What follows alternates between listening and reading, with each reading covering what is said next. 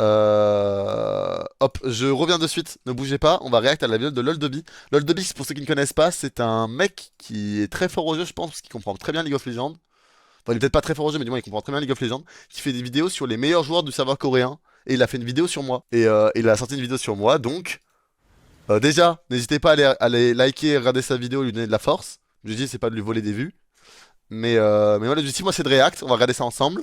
Et on en fera une petite vidéo YouTube. Je re de suite. Re re re re re. Salut à toutes et à tous les frères. On va react à la vidéo de LolDobby sur moi. LolDobby, chaîne que je vous conseille les frères. Le maître sculpteur est en Étant donné que c'est un mec qui fait des vidéos hyper intéressantes. Et là du coup il a fait une vidéo sur moi. Et c'est bien travaillé et tout. Et j'ai hâte de voir ce que c'est. J'espère qu'il a fait une bonne vidéo. Spoiler alert, j'ai déjà regardé. Et je sais que c'est pas trop mal. Et lui c'est vraiment focus sur l'aspect phase de lane.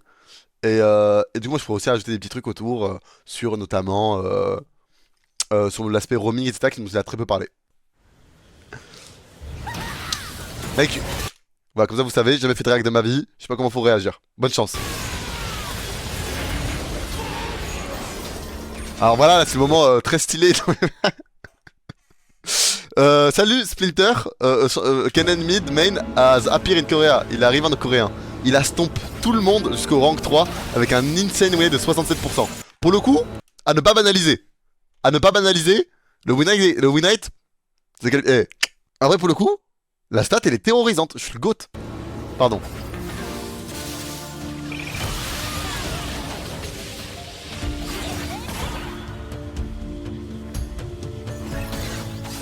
Il tire des kills game après game, solo kill game après game. Ah là là, combo classique. On va regarder de plus près les gars, on va regarder de plus près. Ez. Au niveau des runes, les trucs que je peux vous conseiller de différents, si jamais ça vous plaît, c'est Deep Ward, où tu peux prendre l'autre rune pour trouver les wards. Je trouve que les deux sont aussi inintéressantes. Donc c'est fine dans tous les cas. Et si jamais vous jouez pas mid, vous pouvez jouer avec Gathering Storm.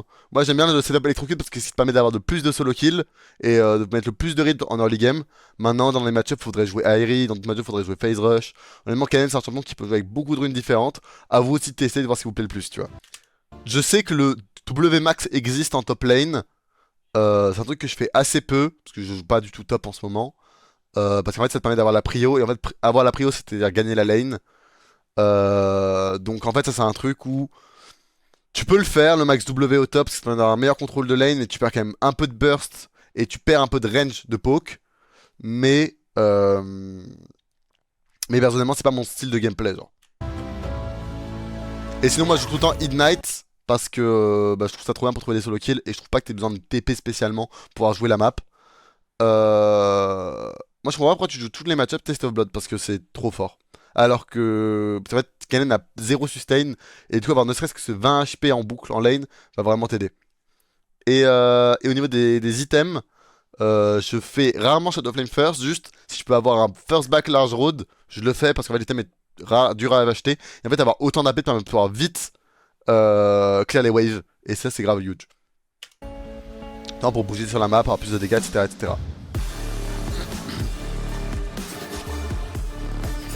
Pourquoi la start E? Tout simplement pour pouvoir space le mec, avoir un meilleur contrôle de lane et pouvoir faire des moves comme ça. Ou du coup, grâce à la vitesse d'attaque du E, tu vas pouvoir mettre plein d'auto-attaques et donc proc l'électrocute. En plus de ça, si jamais tu veux push et avoir un meilleur contrôle de lane, bah c'est avec le E que tu feras le plus de dégâts à la wave. Et si jamais le mec vient à ton cac, tu peux disengage et retaper après. Alors, ça, je suis pas toujours d'accord. Ça, c'est dans les match-ups où je vais pouvoir jouer agressif pour trouver un solo kill early. C'est le start W. Notamment dans un Corki, tu peux le faire. Le seul problème, c'est que le start W, t'as zéro gestion de wave et t'as zéro disengage. Et si le mec respecte, bah, les moments où le mec t'as ton attaque boostée, si le mec recule, bah tu vas pas pouvoir spécialement proc le mec, etc. Mais avec le start W, notamment dans un Corki, tu peux trade des HP, mettre des bons dégâts, et au start, et du coup au level 2, avec le E, tu vas pouvoir faire un all-in qui fera extrêmement mal. Wesh Jason, wesh Grim. Mais le start W est vraiment cool, et c'est vraiment un truc le plus important si tu veux jouer Kennen, c'est jouer autour des auto-attaques boostées. Dans tous les cas, tu vois, t'as pas la prio avec un start W parce que t'as pas de gestion de wave. Transition level 2, et là tu commences à la connaître. Bam, petite auto-attaque boostée. Tu restack ton passif. Ça c'est important, c'est de cycler tes charges aussi avec Kennen. Dans le sens où la stack va rester 6 secondes. Mais si du coup au bout de 3 secondes tu remets une nouvelle stack, bah ça va refresh le CD. Et ce qui va faire que là, je vais pouvoir recharger mon auto-attaque et pouvoir stun le Corki avec juste un Z, avec juste des auto-attaques boostées finalement.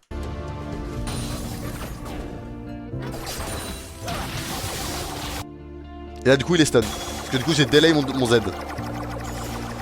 Et l'objectif, quand tu veux jouer Kennen mid, enfin c'est comme ça moi la manière dont je le joue, c'est avant tout de chercher des solo kills early.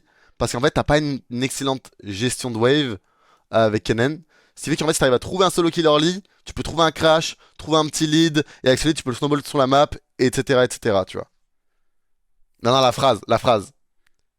Now we get to see Splinter signature skill. Tu connais. Tu connais, ça c'est moi, ça c'est... Tu connais.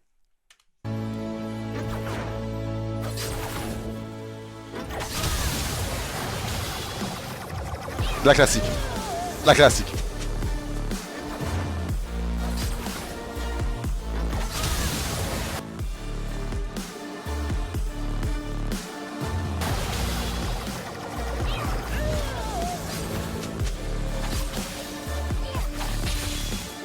Mec, je ne sais... Regarde, je ne sais pas react. Le premier degré, je ne sais pas quoi dire, je ne sais pas quoi faire, genre. Ça, c'est un vrai truc vis-à-vis de Kennen. C'est que là où moi j'ai eu autant de succès avec Kennen Mid, notamment en EU à mes débuts ou en Corée, c'est le fait que les gens connaissent pas Kennen Mid, bah, les midlaners. Et c'est pour ça que aussi je trouve autant de kills, parce que les gens respectent pas assez.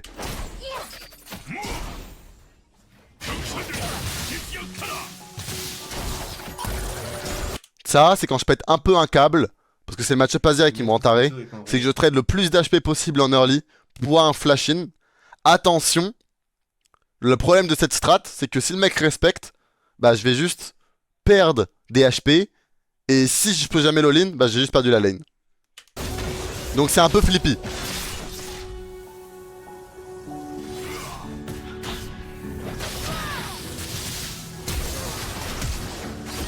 Putain, il connaît ses dégâts ce monstre. Hein.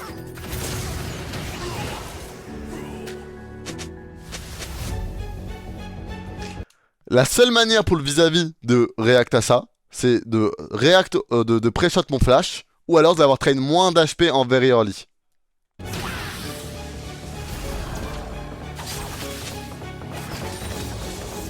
Et ça c'est des kills, level 2, level 3, où je fais des flash in très early. Ça marche avec l'âme de Doran comme un autre Doran.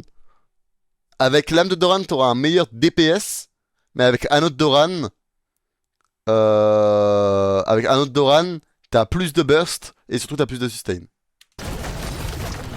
Si t'atteins le level 6 en solo kill, c'est-à-dire que t'as lose la lane basiquement un peu parce que le mec va pouvoir. En fait, en gros, avec Kennen, si tu ne gagnes pas l'all-in, bah tu perds parce qu'en fait le mec a plus de range que toi, il va pouvoir te poke to death ou va te stuck sur la lane. Et ce que tu veux avec Kennen, c'est vraiment pouvoir être un électron libre. C'est vraiment être en fait dominer ta lane pour que le mec soit obligé de te respecter. Vu qu'il te respecte, tu peux avoir la prio, et vu que t'as la prio, tu peux aller jouer sur la map et être électron libre, là où est la plus grosse force de Kennen, tu vois.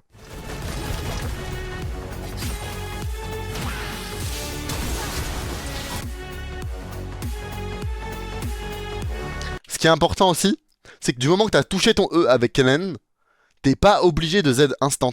Par exemple, moi je préfère auto-attaque le mec, et après continuer à mettre des autos, jusqu'à ce que le mec flash out. Comme ça, je prends son flash en plus, tu vois.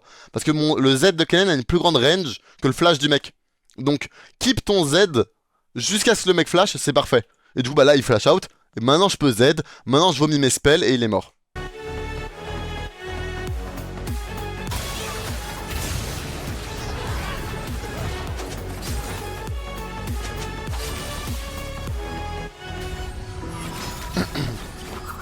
C'est des acquis, genre. Là, pareil, la Kali n'avait pas de smoke. C'est pour ça que je me permets de faire ça. Parce que je l'ai vu utiliser son W dans le trade d'avant. Et donc là, une Akali qui a plus de smoke, si je peux arriver à son corps à corps, je sais que j'aurai le DPS pour la tuer.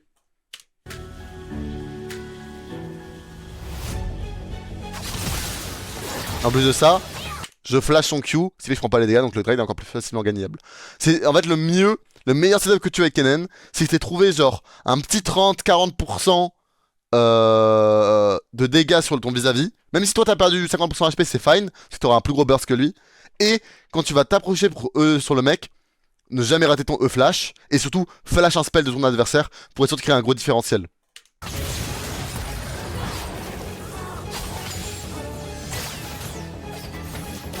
Autre point, ça, c'est une Ahri. Ahri, le CC d'Ahri, c'est un charme qui te fait arriver vers ton vis-à-vis. Ce qui fait que souvent, contre une Ahri, t'as pas besoin de flasher. Soit tu veux faire ça safe, tu vas E, flash sur le mec à travers le bisou. Ou alors juste tu peux courir sur le mec, et avec ton E plus l'Ignite, t'as la Nimbus Claw qui proc. Ce qui fait que tu vas pouvoir lui courir dessus, et tu vas la toucher. Et là, on avait déjà trade le flash quelques secondes auparavant. Enfin, j'ai déjà perdu le mien, pardon. Là vraiment je fais le gros débile.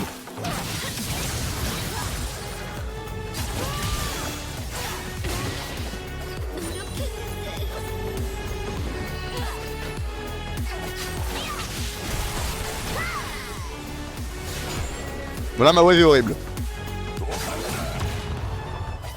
Maintenant, l'objectif avec Kennen, si ça s'est bien passé, c'est de trouver un skill en early. Que ce soit...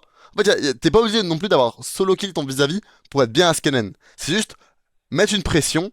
Ce qui fait qu'avec la pression de lane que tu vas avoir, soit t'as solo kill le mec, soit t'as la lane dominance. Et avec la lane dominance, tu peux aller trouver une invade, roam bot, roam top, être proactif en fait. Et l'objectif c'est vraiment en early game d'avoir déjà trouvé un petit lead pour que sur une transition level 6 après, soit déjà menaçant pour ton vis-à-vis. Si t'es menaçant sur ton vis-à-vis, t'as plus de marge de manœuvre pour gérer ta wave. Si t'as plus de marge de manœuvre pour gérer ta wave, bah tu peux soit le slow push et le dive, soit tu peux courir quelque part sur la map, soit tu peux snowball ton lead, etc. Tu vois. Voilà, comme dirait mon pote Aloïs, fundamentals, je vais bientôt avoir une transition level 6, il va pas respecter, je le tuerai dessus. Là je trade comme un taré, parce que je sais que dans un creep je level up. Hop là, là j'ai fait un pas de trop en arrière par contre, ça c'est pas bien. Parce que je sais que je vais level up sur le creep, donc je dois pas walk out, je dois walk in. Et là j'ai fait un petit kiting vers le bas de mauvais. Bad click.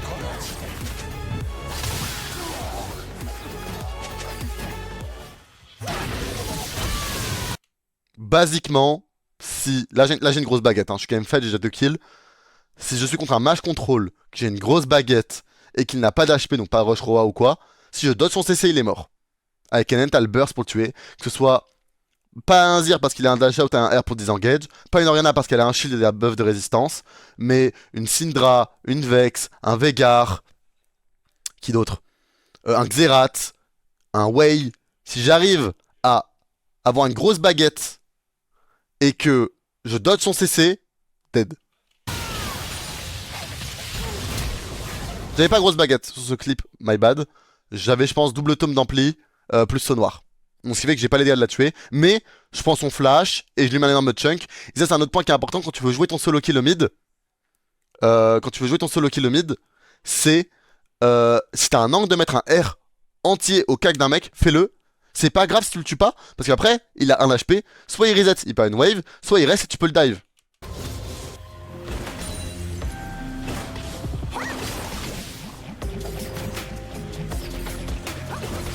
Là, point important, avec Kennen, c'est stack tes CC sur le mec, stack ton passif, notamment dans les persos qui ont soit un spell de disengage, soit un dash, parce que du coup tu vas pouvoir les surprendre. Là il y a une stack sur Tristana, j'en mets une deuxième, c'est que quand je vais R, elle peut pas react là. Elle est instant stun, bah, elle a à peine le temps de comprendre ce qui se passe qu'elle est stun, donc je peux vomir après tous mes spells et pouvoir la tuer, avant même qu'elle me R out ou W out.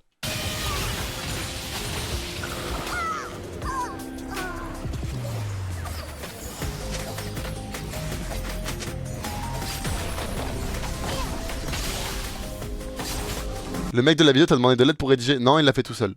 Il fait toujours ses vidéos tout seul. C'est lui qui regarde mes vidéos, il l'analyse. Donc là, c'est ce que je disais tout à l'heure. Il a double HP. Je suis jamais censé pouvoir tuer le Victor. Mais il fait de la merde et il va se retrouver à mon cac. Donc, je peux mettre un R entier sur lui. Donc, gros chunk. Vous voyez, je suis loin de le tuer, les gars. Je lui ai mis double rotation de spell, je lui ai mis 2 Q-spell, mon R, tous mes CD, il a encore 60% HP. Je suis très loin de le kill. Sauf que du coup, ça lui met un gros chunk qui fait que par contre, là maintenant, une fois que mon électrocute sera revenu avec mon flash et mon ignite, je pourrais le tuer. Charge l'auto, toujours, hyper important. Comment tu sais quand c'est worse de R pour chunk? Si je sais que je peux tuer le mec, qui va perdre une grosse wave, ou qu'il n'y a pas d'autres objectifs à jouer, ou à l'inverse que j'ai besoin de make ce chunk au mec pour avoir la prio sur la wave. Exemple, dans un match-up Z, j'ai pas besoin de le chunk pour avoir la prio. Donc je veux être sûr de le tuer si je veux R, sinon ça n'a pas d'intérêt. Alors que dans un Victor, je suis obligé de le R pour avoir la prio, donc là ça peut valoir le coup.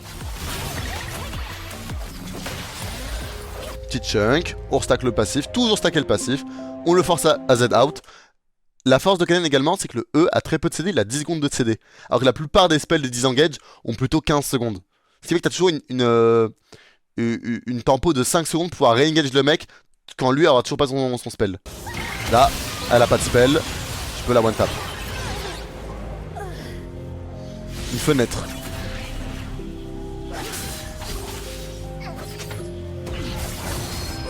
Et là, bon bah, j'ai grosse baguette, 5 stacks de saut noir. Il a pas le moindre HP, pas de shield. Je sais que je le désintègre. Et juste on space bien.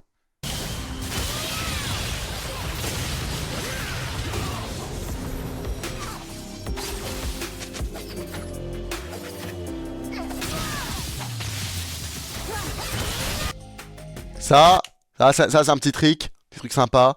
Tu E la wave et j'ai pas Z. Je keep mon Z. Donc je E la wave.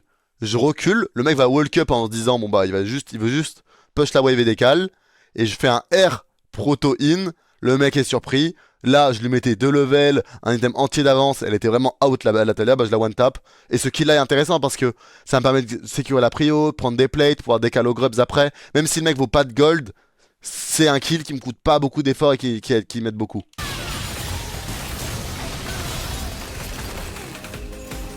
Se focus sur tes win conditions avec Kennen. Tu dois pas toujours chercher le 5-man ult combo. Tu dois chercher l'ulti sur le carry principal ou le mec qui a la win condition adverse. Et ou alors, si tu peux setup un fight et tu sais que tu vas toucher plein de gens, oui. Mais tu vois que là globalement, là il y a Canyon, il est en 1-0 avec sa Lilia. Je me chie dessus, je le flash in, pose pas de questions.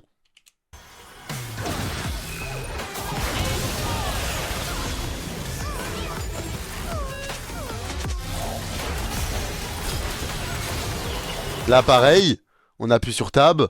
Il y a un mec, il fait peur, c'est qui? C'est Wei. Wei et Thanos dans la game, le reste on s'en branle. Bah on focus avant tout. Le Wei.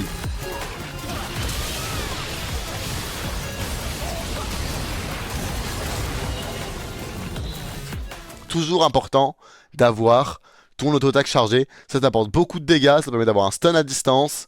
Faut jamais faut toujours l'avoir.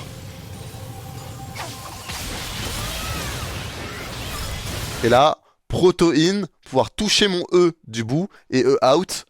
Et surtout, la proto belt est également en reset d'auto. Donc auto-attaque Q, auto-attaque proto, E, on recule et on le tue.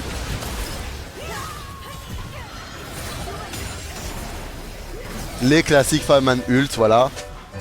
Globalement, l'objectif c'est avant tout trouver un carry ou setup un fight, tu vois. Là, je sais que je touche pas un carry. Je touche tout le monde, ça setup trop bien le fight. Je sais que si là, je peux engage. Et la seule menace, c'est Poppy qui disengage. Mais là, elle était pas ready. Bah, on va gagner le fight.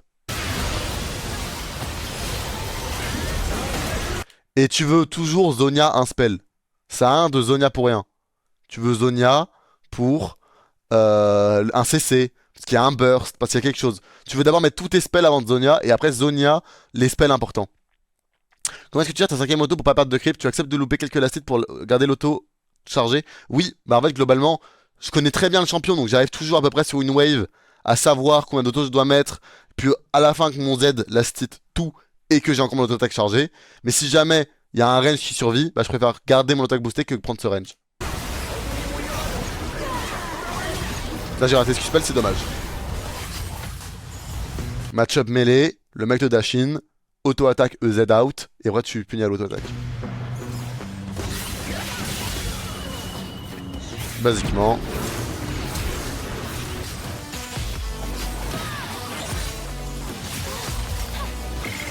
Toujours profiter de la move speed de ton E pour sidestep des spells. En fait, tu vas courir sur le mec, donc il va paniquer et il va du coup envoyer ses spells de manière ultra linéaire ou pile sur toi.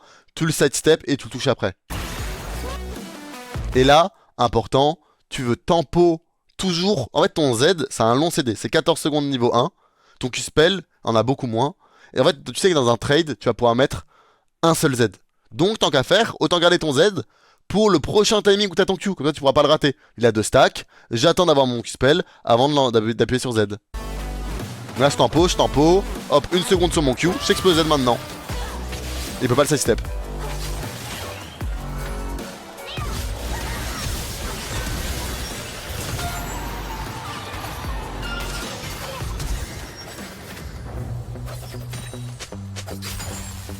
Jouer avec la vision, tu fais semblant de back-off, et après tu peux tenter des E1 instant.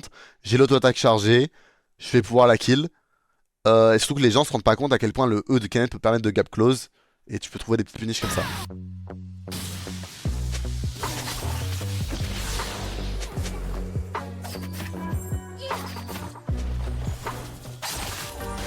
Maintenant, timing montage. Avant de passer au petit montage, qui est assez sympa, je préfère évoquer aussi d'autres sujets. Si vous avez des questions, posez-les maintenant. Maintenant, les trucs, c'est la game où le corps était en 0,4. Ouais, il était en 0,4. Il y a quelques trucs où je me permettrai d'ajouter. Là, on a vraiment vu la phase de trouver des solo kills avec Cannon Mid et comment je les mets un peu en place. Maintenant, l'autre point, c'est qu'il y a plein de timings où tu peux pas trouver de solo kill dans ton vis-à-vis. Que ce soit un Azir, si tu rates le long very early, etc. Là, t'as un point qui est important avec Cannon, c'est trouver et bouger sur la map. Ça sert à rien de te jail au mid, à devoir recall toutes les waves parce que le mec te poke trop et que tu peux pas farm. Les objectifs, c'est quoi? Setup des ganks. Tu restes sur ta tour, tu ping ta team, tu places des smarks sur le mec. C'est au moment où ton jungle arrive, tu peux juste Z ou juste flash et le mec est stun et vous le tuez.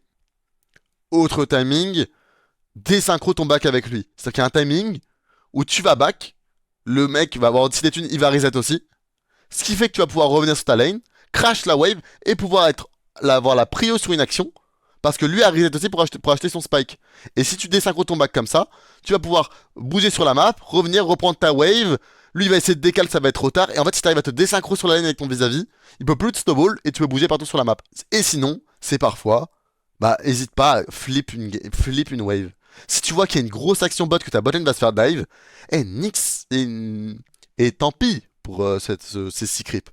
Tu cours bot, si tu arrives à trouver un triplé bot lane ou empêcher ta team de se faire dive, ce sera tellement mieux qu'une simple wave où le mec va juste prendre une plate, tu vois. Donc ça, c'est les 3 points un peu importants où faut pas avoir peur aussi de concept des waves.